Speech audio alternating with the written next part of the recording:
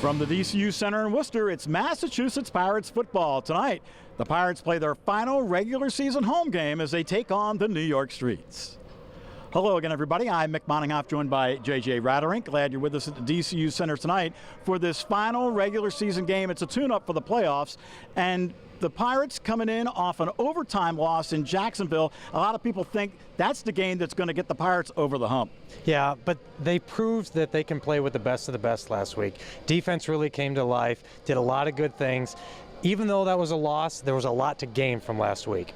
And really, the defensive backs and linebackers have carried this team during their winning streak recently and now into the playoffs. The 5 picks last week, Kavika Luafata-Saga, the linebacker with 2 picks, and of course Lawrence Austin added 2 more as well. Yeah, when the defense is clicking like that, you know the offense is going to put it together. They did during that win streak right there. When you have both doing what they're doing going into the playoffs, it's a good feeling if you're a Pirate fan. Now tonight, the Pirates will be resting a lot of their regulars, including their quarterback, Sean Brackett, the leading touchdown maker, and Marty Gilliard.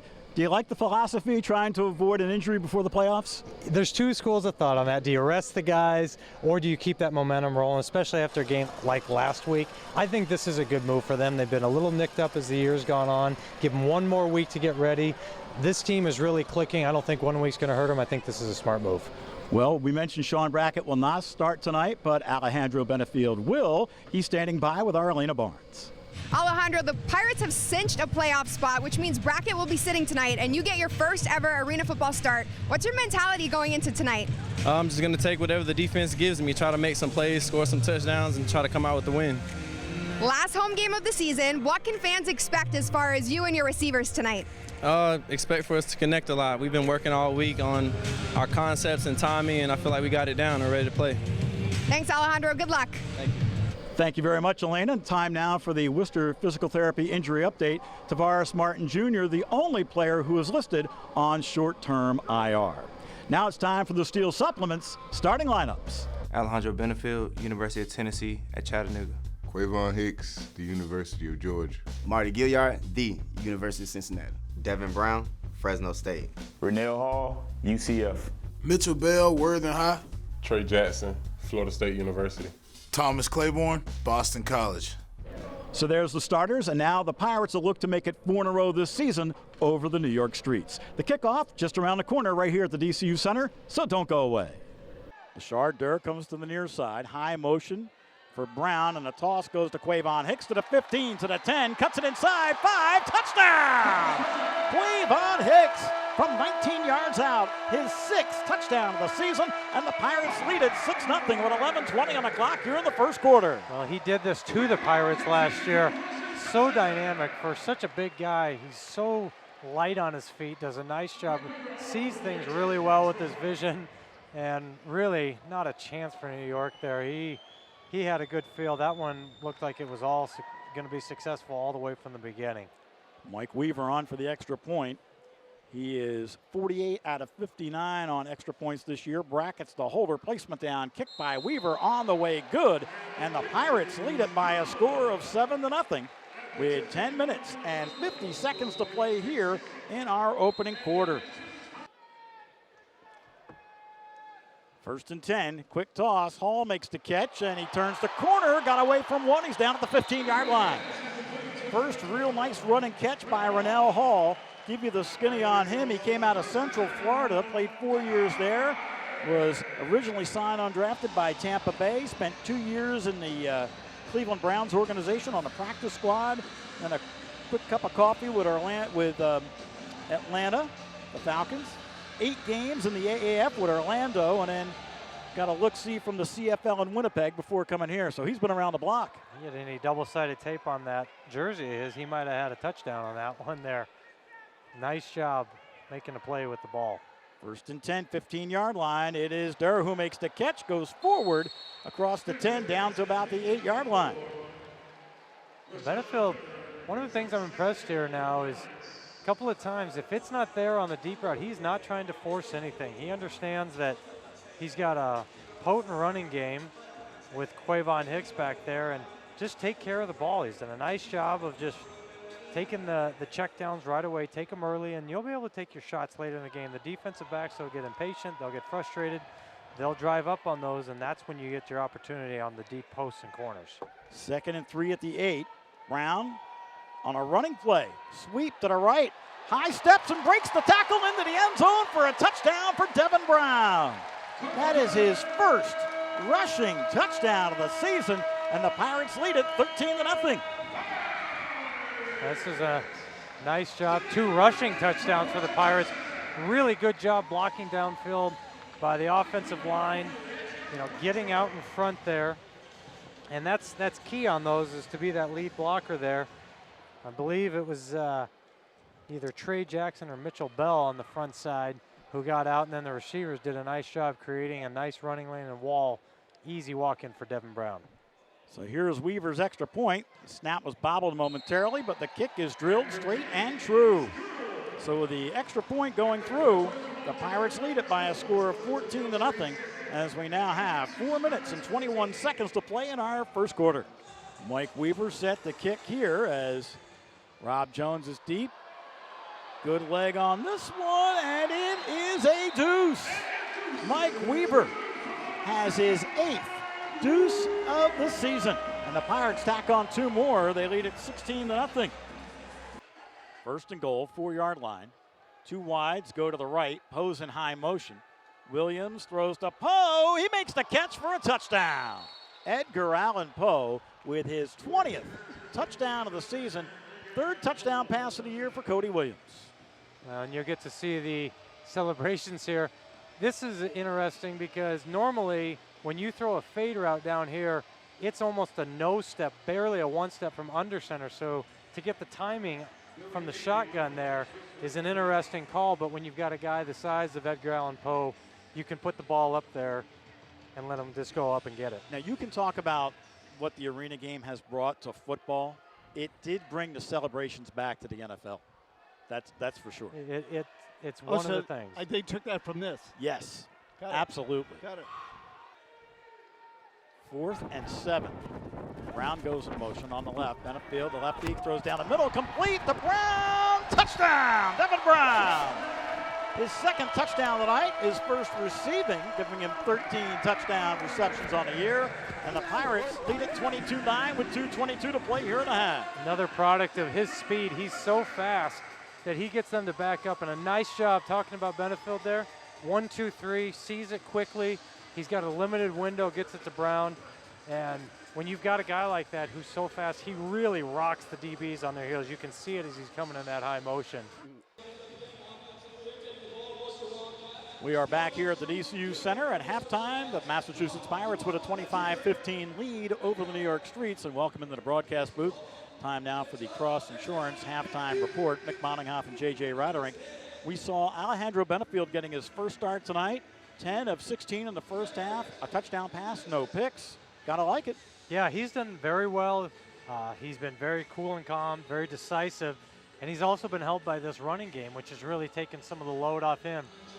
First drive, Quavon Hicks, so fun to watch when he gets the ball here. No doubt that he's going to find the end zone. Great job, really gets them off to a good start, and then they continue that running game with Devin Brown. Nice job by Mitchell Bell in the receiving core, getting out open in a nice lane that you could drive anything through for Devin Brown. And this always helps a young quarterback in his first start.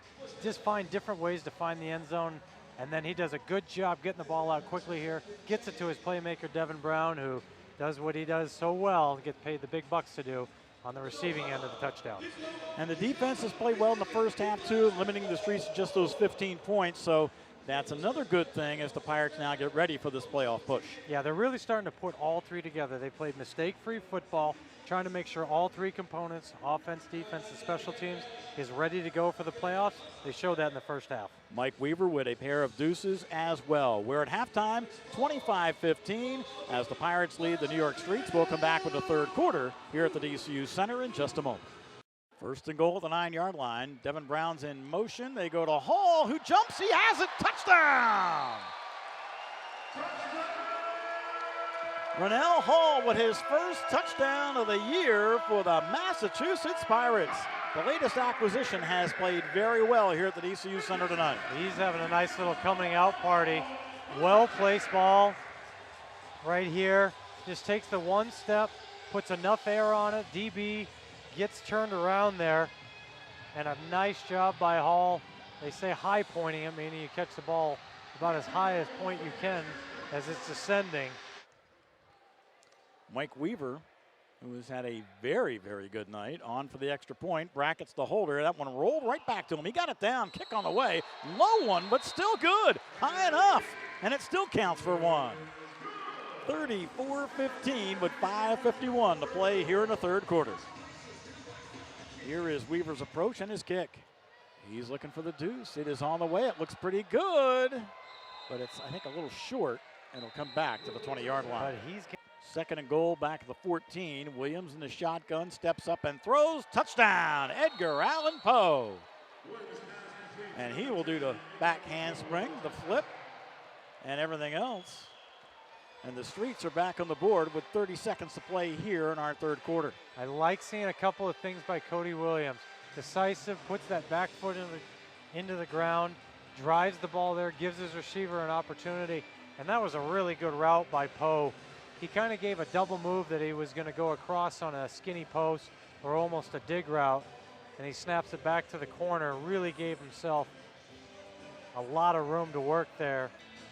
He's been advocating all night to get back in there. When we were in New York, he told me he was on the sideline, and he says, I'm like a dog in a cage. I got to get out. 2nd and 10. Football at the 16-yard line. Brown's in high motion. Benefield looking to Brown. Caught! Touchdown! Nice leaping catch in the corner of the end zone by Devin Brown. That is his second touchdown reception and third touchdown of the night. 1st and 10, 22-yard line for the Streets. Williams takes the snap in a shotgun. He's going to run it. He's at the 25, to the 20, 15, 10, 5. Touchdown, Cody Williams. Nice rushing touchdown by Cody Williams. About a 28-yard run.